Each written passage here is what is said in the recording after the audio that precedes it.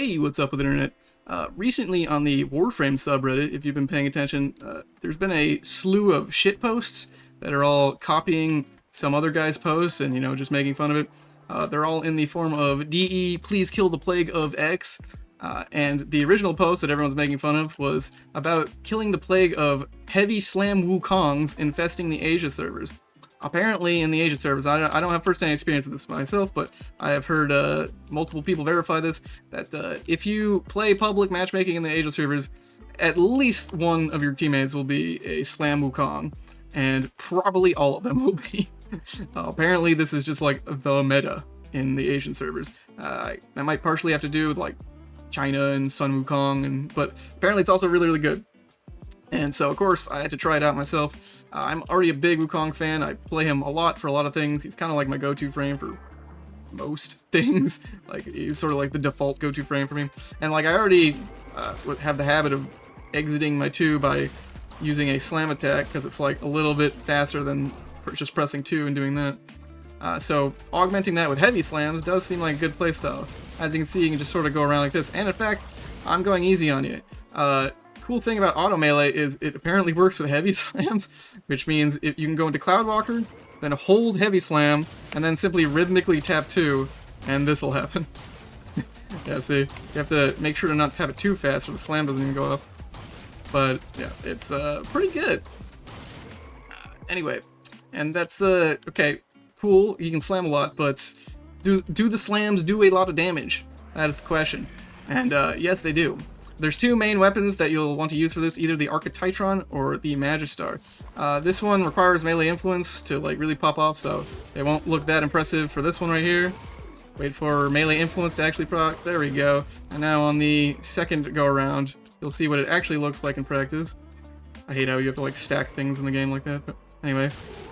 And everyone's dead. GG, WP. And nice thing about this particular weapon is melee influence gives it quadratic scaling. It just ran out again. Well, I mean, there's actually a lot of things that melee influence does. It gives you an extra 20-meter radius AoE, and electricity dots really, they pop off with the roar as well. I don't know if you knew this, but faction damage bonuses for roar actually apply twice to melee affliction damage and to damage over time. And if you're getting damage over time from melee affliction damage, I keep saying affliction, didn't I? I meant influence. Melee influence. Imagine I said influence for all that. You actually get triple dips from dots that apply for melee influence. So roar will actually apply its multiplier. It's basically cubes it. It squares it for the damage over time and melee influence, and it cubes it, the damage bonus here, for melee influence dots, which is really, really nice. And yeah, the other main weapon that people use is the Magistar, and the main reason people use that is because is because it has plus 100% slam radius, which makes it the largest slam radius in the game. However, this is not a great user of influence, this weapon, I would say.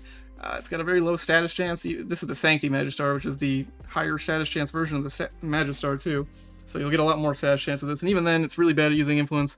So I find that you basically can't use influence with it, and unfortunately influence is really, really good, so that's a huge knock against it in my book.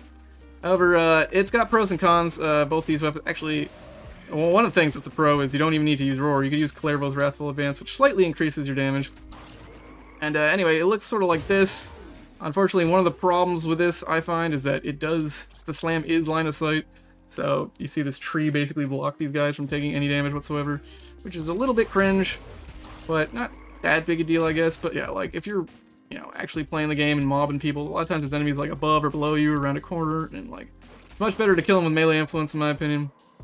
But yeah, this one does have like cool red crits and shit, and it does have the larger slam radius, even though that doesn't matter that much because melee influence makes it so Arca Titron effectively even has an even larger radius. There's also like some other things that are kind of annoying about this particular guy, if you ask me. One of them being you actually have to stack it with regular slams first in order to activate your Incarnon. And like so, ta-da, now we have our Incarnon, which is a little bit annoying.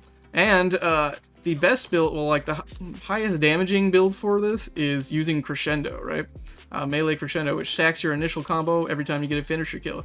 However, getting finisher kills is a gigantic pain in the ass and goes against the main point of the build. Like, while part of the point of the build is just being able to spam heavies really fast, the other point is being invincible the entire time you're not spamming heavies.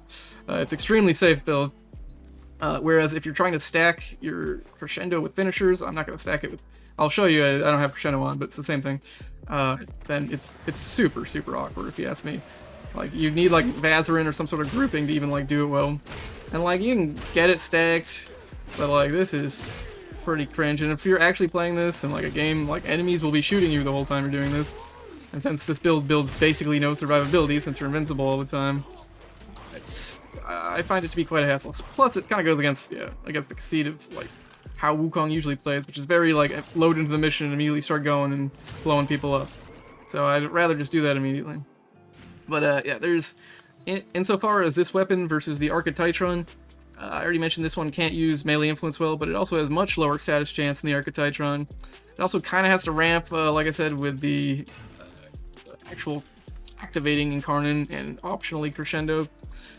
And I would say it also like really wants a riven, whereas Arca Titron really does not give a shit about rivens, because this one like really wants to have heavy attack efficiency and like doesn't really want additional elemental mods, because it's if I'm not using Crescendo, I'm using melee exposure, which gives plus 240% corrosive damage, which means and the only like heavy attack efficiency mods are like elemental mods, so like it doesn't go well, especially because you need like 2 of them in order to actually get a good heavy attack efficiency. So I just rolled a riven for it, which is also what gives me a better initial combo right now.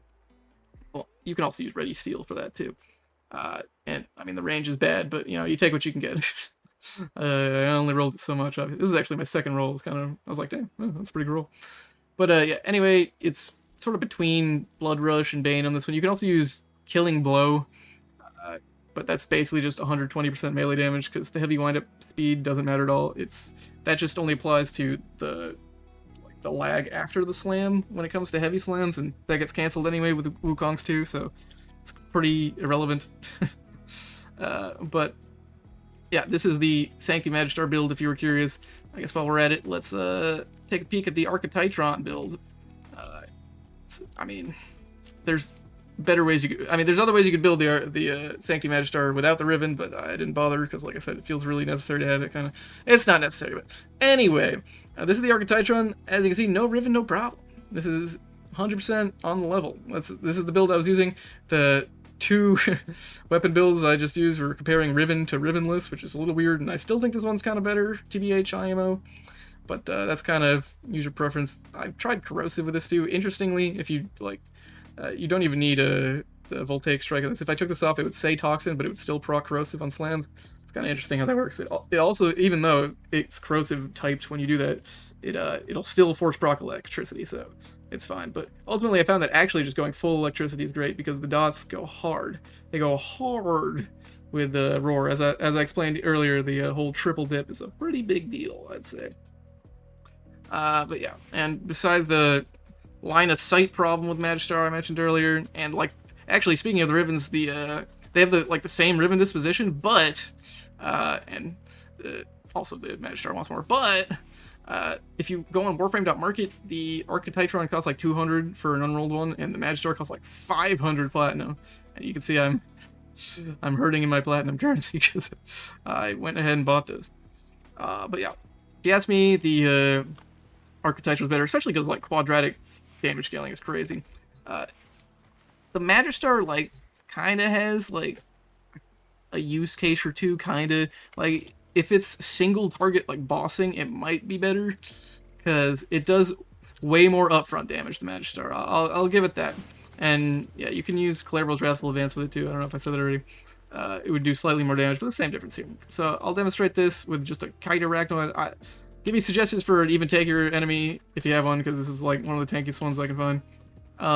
So let's see what it looks like when I do this with the Arca Titron. What actually happens is it dies to the electricity proc. It would if... Yeah, there we go. Shields almost screwed it there. Which is pretty good.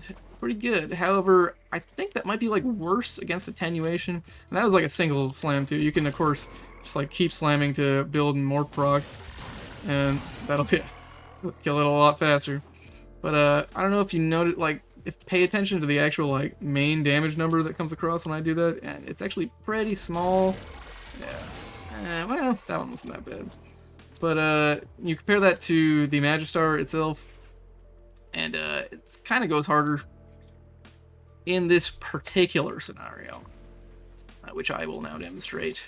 But only like, it's kind of, like I said, if it's like an attenuation thing, this is probably gonna be better. But otherwise, like in general, I find the Arca Titron's better for this kind of thing. Like, I haven't actually like tried this too much bossing. I'm new to this build too, but I can confirm that this works great against like everything. Like nothing's nothing survives this. It's pretty crazy actually. But here, let's show a bunch of kite arachnoids though, because that will display the boon of the melee influence quadratic scaling. Because if you use this one, it works like the other one except AoE. You know, we'll just do a bunch and you can wind up killing them all. Hooray, wonderful. But let's put the Arca Titron up to this task, and you'll see it'll look a little different. Wait for it. Pop roar again. Press 2. Slam. I do need melee influence for it to look different. Yeah, there you go. And they all instantly explode. Now with melee influence already up, you will see they will all instantly explode. Just that one actually survived, but it took one. I think that was a 18 million electricity dot tick. I think that's what I just saw. So yeah, if you're like in groups of enemies at all, I think generally the Arca Titron's a lot better. So take what you feel free. Hit me up in the comments if I'm wrong, because like I am new to this shit. I've only just started building these weapons like 2 days ago. So I mean, I could have some misconceptions, but I like talked with some people on Reddit, and I fucking been testing a bunch myself, and my conclusion is I'm very Arca Titron pilled. Let's see. That explains it for the weapons. I'll show you my WUKONG build real quick. It's very cookie cutter. I would recommend just basically copy and pasting this. Corrosive projection is for optimal damage against armored enemies. With the new armor changes, if you are, well, the difference between a 2700 armor enemy, which is maximum, and a corrosive projection applied armor enemy, which I think is like 2214, something like that. It turns out this gives you 1.8x times damage. It almost doubles your damage compared to fully armored. So that's actually a really big damage boost. The other main like booster you could use is Ready Steel for another 24 initial combo. This is better for the Magistar, I'd say, mostly because you just want to make it easier to activate the Incarnate. But also it's better if like enemies are getting armor strip for some reason anyway, because like corrosive projection is not doing much if the enemies are getting armor strip. Of course, personally, I think I have enough damage as is, and you know me, I'm an enemy radar. This is actually what I run. And the only difference between these two builds is literally the helmet. Wrathful Advance is slightly better for the Magistar, I think, but only slightly. Has a lower oops. I was typing in Wrathful Advance. It has a lower duration, sadly, which makes it more of a pain to upkeep, but you can, you know, use it anytime, unlike Roar, which needs to be recast once it expires. Also a downside is this is only, you know, Roar's AoE. It buffs your allies too, whereas this doesn't. But anyway, you'll get some nice big exclamation mark numbers when you're using this, which is real nice. And as you can see, it kills everything good, but Arca Titron in my book. Okay, yeah, that's the build. You definitely need, I should note that you need Arcane Fury, and you need Nira's Anguish and Nira's Hatred. Turns out these bonuses to slam attacks are multiplicative, so these two mods will literally triple your slam damage. Don't forget them. It's pretty important. Aside from that, it's literally just like energy economy, strength stacking, you know, duration stacking, and a little bit of, well, I should mention the shards, actually. Ignore the blue shards here. These are just holdovers from old shit. I don't have enough bile to remove them or other shards to replace them. Basically, you just want these. You want cast speed and some purples for damage. That's why I have prime flow in the build, actually. This build is perfectly energy sufficient with just, you know, streamline and fleeting expertise. But prime flow is there just to increase my crit damage, basically. It gives you, I mean, it makes your energy economy a little bit better too, but it's kind of a little bit irrelevant in my book. But yeah, I will say I already mentioned this, but yeah, reminder, Roar is necessary with Arca Titron. Magistar is the one that can switch it up. Alright, that's the whole build. I will say also, if for every purple shard you don't have slotted, the companion tenacious bond becomes more, well, that's not the weapon, I mean, not the companion, wait, the tenacious bond becomes more and more of an impact. 1.2x final critical damage multiplier is actually pretty hefty when you're not getting like big crit damage boosts from your purples, so I do recommend that. But yeah, that's the build overall. I'm gonna do good old SP Circulus demo, because, you know, that's how we do things here, and let's get it. All right. Alright, it's time. Let's get it. I've switched back to my Arca Titron without the riven, because this is a build for the people. And we're going to see how it performs in practice. And spoiler alert, it performs extraordinarily well. Bye. Easy game. Yeah, I might wind up cutting this demo short, because, like, you're going to get the picture real quick. It's this over and over. You just do this a lot, and the game kind of plays itself at that point. This is why I like enemy radar. See, like, the only thing I'm doing right now is, you know, following the dots on my minimap and trying to get the biggest clumps I can. Like, if everyone's already dying super fast, then, I mean, do I really need ready steel or corrosive projectin? I say nay, but I mean, you know, personal preference, you all can pick what you want. As you can see, WUKONG is incredibly safe during this, because he's either invulnerable and healing while moving around very quickly, or he has appeared doing millions of damage at a time to everyone around him within like a 20 to 30 meter radius, and staggering them at the same time. Turns out when you do that, you're gonna be fine, especially given like shield getting shit. I'm not gonna lie to you, this whole time I've been doing this, I have never had my shield getting broken. Like, the only time my shield is ever broken is if I'm like trying to stack Crescendo with the Magistar, because then you like have to be out of your 2 sometimes. But if you're just doing this, then like this is just incredibly safe. This will basically, like, this works to level cap, because the amount of damage we're doing here is enough for level cap enemies, I guarantee you. And when your survivability comes from being literally fucking invincible, yeah, that works at any level whatsoever. I will say, yeah, that probably his one Achilles heel is like something like a Void Cascade, because if you're forced out of your frame and have to go to operator mode for a long period of time, that might be a problem. Because I think like Roar counts as a channeled ability, which means your left behind Warframe only has 90% DR instead of 100%. I don't know why that's a thing, but whatever. It definitely is. And I guess in terms of the Titron versus the Magistar, as you can see, I really prefer this, because like the melee influence makes it so you don't have to worry about line of sight. See, it killed people around that corner there. With the Magistar, it would not have been able to do that. Some person on Reddit argued that the Magistar, one of the main perks of the Magistar is its larger slam radius, which allows you to hit enemies from further away without having to like close the gap as much. Which is a point, I guess, but given how incredibly fast WUKONG moves, a slight gap close needed is really not going to break the bank, and in my experience, usually you want to just fly past the first enemy anyway. Like, see, I'll usually go past a few so I can get like in the center of a pack of enemies, so that I can hit more people with my AoE.